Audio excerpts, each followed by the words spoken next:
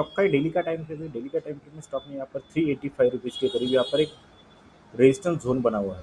Resistance zone बना हुआ है। हमने जो ड्रॉ किया है यहाँ पर रेजिस्टेंस जोन ड्रॉ किया है। यहाँ पर आपको स्ट्रक्चर दिखाई देगा कि आपको स्टॉक ने डेली टाइम फ्रेम में कफ विथ हैंडल का फॉर्मेशन किया है। अगर कल के ट्रेडिंग सेशन में ये रेजिस्टेंस जोन यानी कि कफ विथ हैंडल का अगर नेकलाइन ब्रेकआउट होता है तो स्टॉक हमको जो है आने वाले कुछ दिनों में अच्छी खासी रैली दिखा सकता है। ऐसा हमें इस पैटर्न से अभी पता चल रहा है।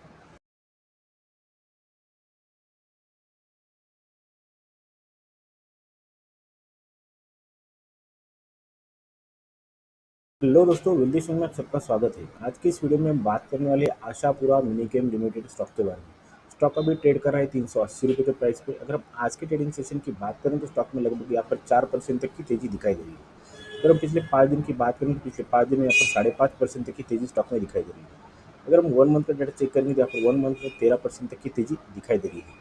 अगर हम 6 मंथ में देखेंगे तो 6 मंथ में यहाँ पर 24% से भी ज़्यादा की हमको तेजी दिखाई दे रही है।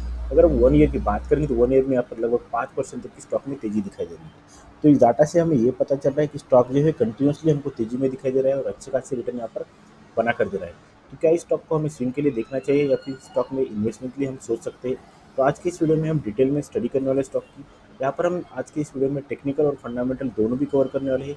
तो आप इस वीडियो को लास्ट तक जरूर देखिए और अगर वीडियो अच्छा लगता है तो प्लीज़ चैनल को सब्सक्राइब कीजिए और वीडियो को लाइक कीजिए। और अगर आपकी कौन सी भी क्वेरी है तो मुझे आप कमेंट करके पूछ सकते हो। मैं आपकी हर एक क्वेरी की यहाँ पर आंसर देने की जरूर कोशिश करूँगा।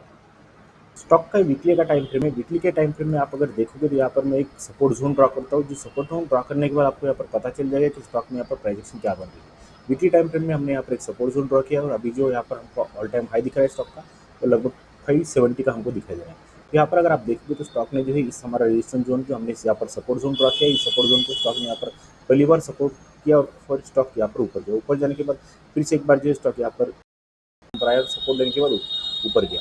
यहाँ पर फिर से सपोर्ट लिया, यहाँ पर सपोर्ट लिया और अभी यहाँ पर सपोर्ट लिया है। इसका मतलब ये है कि जो हमारा ये जोन है जो कि लगभग हमारा यहाँ पर 300 रुपये के प्राइस पर हमारा जो जोन बन रहा है, जोन में जो है यहाँ पर अच्छा खासा बायर्स बैठे हैं जो कि स्टॉक को नीचे जाने के लिए नहीं दे रही है। तो इसलिए वीकली टाइम फ्रेम में यही से हमको यहाँ पर जो है बाइंग आती हुई नजर आ रही है, क्योंकि हमें यहाँ पर अच्छी खासी बाइंग की यहाँ पर सिनेरियो दिखाई दे रहा है। तो अगर और डिटेल में स्टॉक को स्टडी करना है तो हम स्टॉक का डेली टाइम फ्रेम चेक करेंगे। डेली टाइम फ्रेम में हम देखेंगे कि स्टॉक में यहाँ पर प्राइसिंग क्या बन रही है। तो सबसे पहले यहाँ पर डेली टाइम फ्रेम में स्टॉक में जो एक पैटर्न बना हुआ है जिसे हम यहाँ पर कफ विथ हैंडल का पैटर्न भी बोल सकते हैं, क्योंकि आप यहाँ पर देखोगे तो एक रेजिस्टेंस जोन के बाद जो है स्टॉक में यहाँ पर कफ विथ हैंडल का फॉर्मेशन बना है और कफ विथ हैंडल का फॉर्मेशन हमें ये कहता है कि यहाँ पर एक बुलिश रिवर्सल पैटर्न रहता है। और इस पैटर्न बनने के बाद अगर इस नेकलाइन को अगर स्टॉक ब्रेकआउट करता है तो ब्रेकआउट करने के बाद यहाँ पर बुलिश रैली आ सकती है। ऐसा हमें इस पैटर्न से पता चल रहा है। तो अगर और कंफर्मेशन चाहिए तो हम इस स्टॉक में यहाँ पर एक ट्रेड लाइन लगाएंगे। ट्रेड लाइन लगाने के बाद आपको यहाँ पर और डिटेल में पता चल जाएगा कि स्टॉक में यहाँ पर स्ट्रक्चर क्या बन रहा है। सिंपली अगर हम यहाँ से एक ट्रेड लाइन लगाएंगे तो ट्रेड लाइन लगाने के बाद जो है यहाँ पर स्टॉक में क्या प्रोजेक्शन बन रही है वो भी आपको यहाँ पर समझ में आ जाएगी। तो सबसे पहले यहाँ पर स्टॉक ने रिजेक्शन किया, उसके बाद स्टॉक ने यहाँ पर रिजेक्शन किया। रिजेक्शन के बाद जो है ये रेजिस्टेंस हमारी जो ट्रेड लाइन है, ट्रेड लाइन को भी स्टॉक ने यहाँ पर ब्रेकआउट किया और ब्रेकआउट करने के बाद ऊपर की ओर सस्टेन हो रहा है, ऐसा हमें यहाँ पर डेली के टाइम फ्रेम में पता चल रहा है। तो अगर कल के ट्रेडिंग सेशन में अगर इस कॉफी थनल के फॉर्मेशन को अगर स्टॉक ब्रेकआउट करता है तो हमें अच्छी खासी रैली आने की संभावना यहाँ पर हम बता सकते हैं, जो कि हमारी रैली जो है लगभग 480 रुपये के करीब हमारा फर्स्ट टारगेट रहेगा और हमारा सेकंड टारगेट लगभग 570 रुपये के करीब आपको आने वाले कुछ दिनों में मिल सकता है।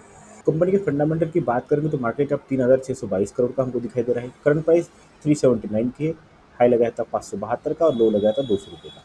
स्टॉक पी यहाँ पर 15.9 की है। इंडस्ट्री पी 15.4 की है। इंडस्ट्री पी और स्टॉक पी की बात करेंगे तो स्टॉक में अंडर वैल्यू अभी दिखाई दे रहा है। आरओसी यहाँ पर 17.2% की है और आरओई यहाँ पर 24.3% की दिखाई दे रही है। बुक वैल्यू यहाँ पर 111 की है और फेस वैल्यू 2 की दिखाई दे रही है। प्रमोटर की होल्डिंग की बात करेंगे तो यहाँ पर 47.7% की प्रमोटर की होल्डिंग है।